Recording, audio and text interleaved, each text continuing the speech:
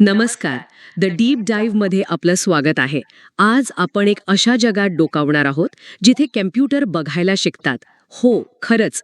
विचार करा, तुमच्या मोबाईलचा कॅमेरा QR कोड बघतो आणि लगेच वेबसाईट उघडतो, किंवा तुमच्या फोटो गॅलरीतले चेहरे ते आपोआप ओळखले जातात. अगदी बरोबर. आणि हे फक्त मोबाईल पुरतं मर्यादित नाहीये. स्वयंचलित गाड्या रस्त्यावरची चिन्ह ओळखतात, फॅक्टरीमध्ये काही खराब उत्पादनं असतील तर ती बाजूला काढली जातात.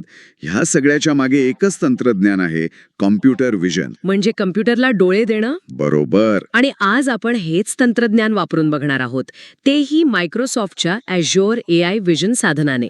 आपल्याकडे मायक्रोसॉफ्ट लर्नचे काही सोर्स डॉक्युमेंट्स आहेत जे आपल्याला मार्गदर्शन करतील. आपण एक गंमत करूया. समजा आपण नॉर्थविंड ट्रेडर्स नावाच्या एका काल्पनिक दुकानासाठी एक स्मार्ट स्टोअर सिस्टम बनवतोय. अच्छा. म्हणजे दुकानातले कॅमेरे फक्त रेकॉर्डिंग नाही करणार, तर अजून काहीतरी हुशारीचं काम करतील. चला तर मग बघूया हे सगळं नेमकं काम कसं करतं. ठीक आहे, पण सुरुवात करण्याआधी माझा एक प्रश्न आहे. हे सगळं ऐकायला खूपच तांत्रिक वाटतंय. म्हणजे AI, डीप लर्निंग, मॉडेल्स. माझ्यासारख्या सामान्य माणसाला हे वापरून बघणं शक्य आहे का, की यासाठी कोडिंग वगैरे लागतं? खूप छान प्रश्न आहे, आणि ह्याचं उत्तरच ना या तंत्रज्ञानाची खरी गंमत आहे. Azure AI व्हिजन ही मायक्रोसॉफ्टची एक क्लाउड आधारित सेवा आहे. याला तुम्ही एक तयार टूलकिट समजू शकता. यात आधीपासून तयार असलेले, म्हणजे रेडीमेड डीप लर्निंग मॉडेल्स आहेत. एक मिनिट. डीप लर्निंग म्हणजे काय नेमकं? हा शब्द हल्ली खूप ऐकायला येतो. सोप्या भाषेत सांगतो, डीप लर्निंग म्हणजे कॉम्प्युटरला लहान मुलासारखं शिकवणं. आपण लहान मुलाला ही मांजर आहे असं सांगण्यासाठी काही नियम नाही शिकवत, बरोबर? नाही, आपण फक्त दाखवतो होतो आणि मग तो कोणतीही नवीन मांजर ओळखायला शिकतो. ॲझ्योरचे हे मॉडेल्स असेच लाखो करोडो फोटो आणि व्हिडिओ बघून शिकलेले आहेत. त्यामुळे आपल्याला नव्याने काही शिकवण्याची गरजच पडत नाही. वाव, म्हणजे आपल्याला तयार बुद्धिमत्ता वापरायला मिळतेय. आणि हे करून बघण्यासाठी काय करावं लागेल? त्यासाठी ai.azure.com नावाचं एक Azure AI फाउंड्री पोर्टल आहे. ही एक वेबसाईट आहे आणि गंमत म्हणजे इथे कोडिंगचं एक अक्षरही न लिहिता तुम्ही या सगळ्या सेवा वापरून बघू शकता. अच्छा. तिथे तुम्ही हब आणि प्रोजेक्ट तयार करता. हब आणि प्रोजेक्ट. हो, समजा हब म्हणजे तुमचं ऑफिस आणि प्रोजेक्ट म्हणजे त्यातील कामाची एक फाईल. तुम्ही प्रोजेक्ट तयार करता तेव्हा पडद्यामागे लागणाऱ्या सगळ्या तांत्रिक गोष्टी म्हणजे सर्व्हर वगैरे ते Azure आपोआप तयार करतं. आपल्याला फक्त आपल्या कामावर लक्ष द्यायचं असतं. चला, हे तर सोपं वाटतंय. मग आता थेट नॉर्थविंड ट्रेडर्सच्या स्मार्ट स्टोअरमध्ये जाऊया. समजा दुकानातल्या एका कॅमेऱ्याने एक फोटो काढलाय ज्यात एक ग्राहक काहीतरी खरेदी करतोय. आता हे AI आपल्याला या फोटोबद्दल काय काय सांगू शकतं? ठीक आहे, तर यातला पहिला आणि सर्वात सोपा प्रकार म्हणजे इमेज कॅप्शनिंग. इमेज कॅप्शनिंग नावावरूनच कळते. हो, नावाप्रमाणेच हे फोटोला एक कॅप्शन देतं. यात दोन उपप्रकार आहेत. पहिला आहे साधा कॅप्शन.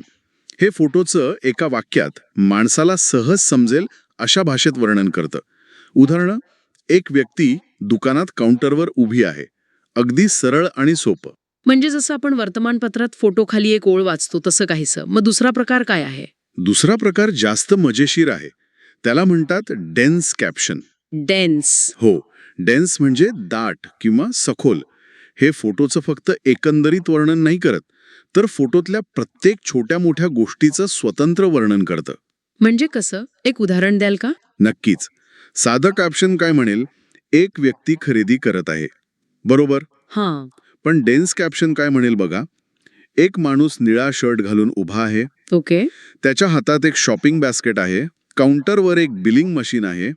त्याच्या मागे शेल्फवर काही डबे ठेवलेले आहेत. आणि सगळ्यात भारी गोष्ट म्हणजे प्रत्येक वर्णनासोबत त्या वस्तूभोवती एक चौकोन, ज्याला बाउंडिंग बॉक्स म्हणतात, तो सुद्धा दाखवला जातो. अरे वा. म्हणजे एक झालं सिनेमाचं पोस्टर आणि दुसरं झालं दिग्दर्शकाची सीन बाय सीन कॉमेंट्री. मग नॉर्थविंड ट्रेडर्ससाठी याचा काय उपयोग होईल? विचार करा, दिवसाच्या शेवटी मॅनेजरला प्रत्येक तासाचा एक फोटो पाठवला तर साध्या कॅप्शनमुळे कळेल की दुकानात गर्दी होती की नाही. पण डेन्स कॅप्शनमुळे हे कळू शकेल की ग्राहक कोणत्या विशिष्ट वस्तू उचलत होते किंवा कोणत्या शेल्फजवळ जास्त वेळ थांबत होते. ठीक आहे. म्हणजे डेन्स कॅप्शन आपल्याला फोटोत काय काय आहे हे अगदी सविस्तर सांगतं. पण जर मला फक्त ग्राहक किंवा शॉपिंग बास्केट असलेल्या सगळ्या इमेजेस शोधायच्या असतील तर मला प्रत्येक फोटोचं वर्णन नकोय, फक्त एक कीवर्ड हवाय. तशी सोय आहे का? अगदी बरोबर मुद्द्यावर आलात. याच गरजेसाठी पुढचा प्रकार आहे टॅग एक्स्ट्रॅक्शन. Tag extraction. हो, जसे आपण सोशल मीडियावर फोटोला हॅशटॅग लावतो तसेच AI फोटोला समर्पक टॅग लावतं. आपल्या उदाहरणातल्या फोटोला शॉपिंग, विक्री, माणूस, ग्राहक, स्टोअर असे टॅग्स मिळतील. अच्छा. गंमत म्हणजे यात फक्त वस्तूच नाही तर कृती म्हणजे उभे राहणे आणि संकल्पना म्हणजे खरेदी ह्या सुद्धा ओळखल्या जातात. आणि याचा उपयोग फक्त फोटो शोधण्यापुरता मर्यादित आहे का? नाही, इथेच तर खरी गंमत आहे. हा फक्त सर्च नाहीये, ही एक प्रकारची व्हिज्युअल डेटा मायनिंग आहे. विचार करा, नॉर्थविंड ट्रेडर्सकडे हजारो फोटोंचा डेटा आहे. ते फक्त टॅग्सचं विश्लेषण करून शोधू शकतात काय शोधू शकतात? की ग्राहक कोणत्या ब्रँडच्या वस्तूंसोबत जास्त दिसतायत, किंवा समजा हसणारा चेहरा हा टॅग कोणत्या उत्पादनांच्या शेल्फजवळ जास्त दिसतोय. ही केवळ सर्च नाही, ही ग्राहकांचं वर्तन समजून घेण्याची एक नवीन पद्धत आहे. पण AI जे टॅग देतं त्यावर किती विश्वास ठेवायचा? ते नेहमीच बरोबर असतं का? नाही, आणि म्हणूनच AI प्रत्येक टॅगसोबत एक कॉन्फिडन्स स्कोअर सुद्धा देतं. Confidence score? हो, हा स्कोअर 0 ते 1 किंवा आपण सोपं म्हणूया 0% ते 100% असतो. तो सांगतो की AIला किती टक्के खात्री आहे की तो टॅग योग्य आहे.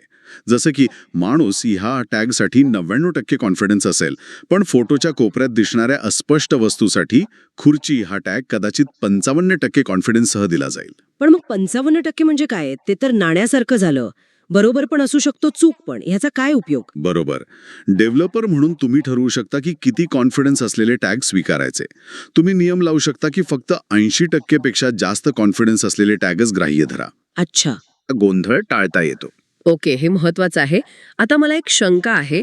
तुम्ही आधी डेन्स कॅप्शन म्हणालात, जे वस्तूंभोवती चौकोन आखतं आणि वर्णन देतं. आता आपण तिसरा प्रकार बघूया, ऑब्जेक्ट डिटेक्शन. हे सुद्धा वस्तूंभोवती चौकोन आखतं. मग या दोन्हींमध्ये फरक काय? उत्तम प्रश्न. दोघेही वस्तूंना ओळखतात आणि त्यांच्या भोवती बाउंडिंग बॉक्स काढतात, हे खरं आहे. पण त्यांचा उद्देश वेगळा आहे. डेन्स कॅप्शन हे काय घडत आहे यावर लक्ष केंद्रित करतं आणि त्याचं वर्णन करतं. तर ऑब्जेक्ट डिटेक्शन फक्त काय आहे हे सांगतं. ते फक्त वस्तूला ओळखेल आणि लेबल देईल. व्यक्ती, शेल्फ, टोपली ते वर्णन करत बसणार नाही. याचा अर्थ ऑब्जेक्ट डिटेक्शन जास्त थेट आणि वेगवान असेल. मग नॉर्थविंड ट्रेडर्समध्ये याचा काय उपयोग? याचा एक जबरदस्त उपयोग स्टॉक मॅनेजमेंटसाठी होऊ शकतो. स्टॉक मॅनेजमेंट कसं? विचार करा, दुधाच्या शेल्फवर एक कॅमेरा लावलाय आणि ऑब्जेक्ट डिटेक्शन मॉडेलला दुधाचं पॅकेट ओळखायला शिकवलंय. कॅमेरा सतत शेल्फवर नजर ठेवेल आणि जशी दुधाच्या पॅकेटची संख्या समजा 5 पेक्षा कमी होईल, तो आपोआप स्टोअर मॅनेजरच्या मोबाईलवर अलर्ट पाठवेल. शेल्फ क्रमांक 4 वर दूध संपत आलंय, भरा. अरे वा. माणसाच्या हस्तक्षेपाशिवाय. वा. म्हणजे आता वस्तू आणि जागांबद्दल तर कळलं, पण माणसांच्या चेहऱ्यांबद्दल काय? त्यासाठी फेस सर्व्हिस आहे, बरोबर? अगदी. फेस सर्व्हिस खास चेहऱ्यांचं विश्लेषण करण्यासाठी बनवली आहे. ते फक्त फोटोत चेहरा कुठे आहे हेच नाही सांगत, तर त्याबद्दल बरीच अतिरिक्त माहिती देऊ शकतं. ते चेहऱ्याभोवती एक बाउंडिंग बॉक्स तर काढतंच, पण त्या पलीकडेही जातं. उदाहरणार्थ? नॉर्थविंड ट्रेडर्सच्या संदर्भात काय माहिती मिळू शकते? जसं की ग्राहकाने चष्मा घातला आहे का, मास्क लावला आहे का, याशिवाय फोटोची क्वालिटी कशी आहे हेही कळतं.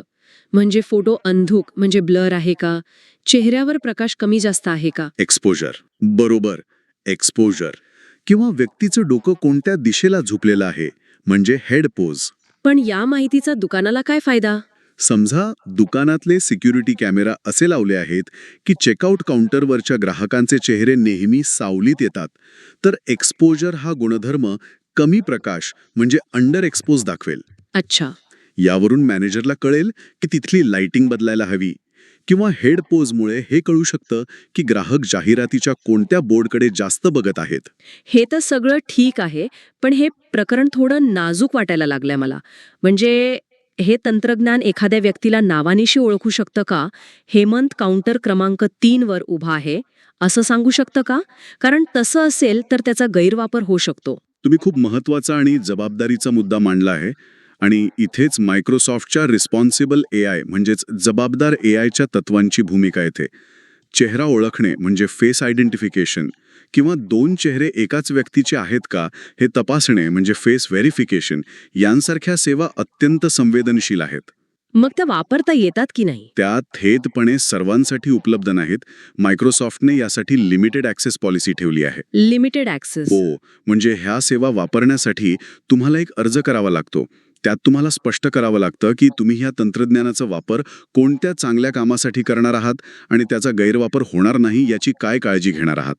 तुमचं कारण नैतिकदृष्ट्या योग्य असेल तरच तुम्हाला परवानगी मिळते. म्हणजे सामान्य वापरासाठी काय उपलब्ध आहे? चेहऱ्याची जागा शोधणे, चष्मा किंवा मास्क आहे की नाही हे तपासणे, फोटोची क्वालिटी तपासणे यासारख्या गोष्टी ज्यातून कुणाची ओळख थेटपणे पटत नाही त्या सर्वांसाठी उपलब्ध आहेत. ओळख पटवण्याच्या संवेदनशील तंत्रज्ञानावर मात्र कडक नियंत्रण ठेवलं जातं.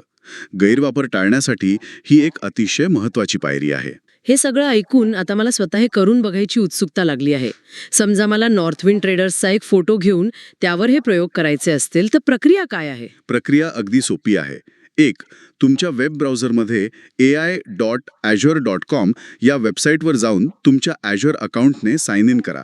नवीन वापरकर्त्यांना काही क्रेडिट्स मोफत मिळतात, त्यामुळे सुरुवातीला खर्चाची चिंता नसते. बरं. 2. तिथे विजन सेवा निवडा आणि एक नवीन प्रोजेक्ट तयार करा. त्यासाठी फक्त एक नाव द्यावं लागतं, तुमचं सबस्क्रिप्शन निवडावं लागतं आणि एक लोकेशन म्हणजे उदाहरणार्थ ईस्ट US ते निवडावं लागतं. आणि मग प्रोजेक्ट तयार झाल्यावर काय करायचं? एकदा प्रोजेक्ट तयार झाला की तुम्हाला डॅशबोर्डवर इमेज कॅप्शनिंग, टॅग एक्स्ट्रॅक्शन असे वेगवेगळे पर्याय दिसतील. तुम्ही कोणताही पर्याय निवडून तुमचा फोटो अपलोड करू शकता. काही सेकंदातच तुम्हाला उजव्या बाजूला त्या फोटोचं विश्लेषण दिसेल. कॅप्शन, टॅग्स, कॉन्फिडन्स स्कोअर सगळं काही. आणि सर्वात महत्वाचा प्रश्न, काम झाल्यावर काय? नाहीतर बिल येत राहील. हा अनुभव अनेकांना क्लाउड सेवा वापरताना येतो. बरोबर. हा सर्वात महत्त्वाचा आणि अनेक जण विसरतात तो भाग आहे. काम झाल्यावर तुम्ही Azure पोर्टलवर जाऊन तयार केलेला रिसोर्स ग्रुप डिलीट करायला विसरू नका. Resource group? हो. जेव्हा तुम्ही प्रोजेक्ट तयार करता तेव्हा Azure तुमच्यासाठी काही रिसोर्सेस तयार करतं. रिसोर्स ग्रुप डिलीट केल्याने ते सर्व रिसोर्सेस एकाच वेळी डिलीट होतात. आणि हे महत्वाचं आहे कारण क्लाउडमध्ये प्रत्येक चालू रिसोर्स म्हणजे चालू असलेलं विजेचं मीटर, बरोबर? हो. जरी तुम्ही ते वापरत नसाल तरी बिल येऊ शकतं. अगदी तसंच. त्यामुळे प्रयोगानंतर लॅब साफ करण्यासारखं आपलं काम झालं की रिसोर्स ग्रुप डिलीट करणं ही एक चांगली सवय आहे. यामुळे अनावश्यक खर्च 100% टाळता येतो. तर आजच्या या चर्चेतून एक गोष्ट स्पष्ट झाली की कम्प्युटर विजन आता केवळ सायन्स फिक्शनमधली गोष्ट राहिलेली नाही. Azure AI फाउंड्री पोर्टल सारख्या साधनांमुळे ज्यांना कोडिंग येत नाही ते सुद्धा या शक्तिशाली तंत्रज्ञानाचा अनुभव घेऊ शकतात. बरोबर आहे. आणि आज आपण फक्त Azureने आधीच तयार केलेल्या मॉडेल्सबद्दल बोललो. ही मॉडेल्स हजारो सामान्य वस्तू ओळखू शकतात. पण आता एक पुढचा विचार करा. जर नॉर्थविंड ट्रेडर्सला त्यांच्या दुकानातील विशिष्ट ब्रँडची बिस्किटं किंवा वेगवेगळ्या प्रकारची फळं ओळखायला AIला शिकवायचं असेल तर तयार मॉडेलला कदाचित पार्लेजी आणि मारीतला फरक कळणार नाही. तेही शक्य आहे का? म्हणजे AIला आपल्या गरजेनुसार शिकवणं? हो, त्याला कस्टम मॉडेल ट्रेनिंग म्हणतात. Custom model training? तुम्ही तुमच्या स्वतःच्या वस्तूंचे फोटो अपलोड करून AIला तुमच्या गरजेनुसार प्रशिक्षित करू शकता. वा, हे तर खरंच व्यवसायांसाठी खूपच उपयुक्त ठरू शकतं. प्रत्येक जण आपापल्या गरजेनुसार AI तयार करू शकतो. हो, आणि याच विचाराने आपण आजची चर्चा संपवूया. आपण जे काही आज शिकलो त्याचा विचार करून प्रत्येकाने स्वतःला एक प्रश्न विचारावा. तुमच्या व्यवसायातील, कामातील किंवा अगदी दैनंदिन जीवनातील कोणती अशी समस्या आहे जी तुम्ही अशा कस्टम विजन मॉडेलने म्हणजे स्वतःच्या गरजेनुसार शिकवलेल्या AIने सोडवू शकाल? हा विचार नक्की करा.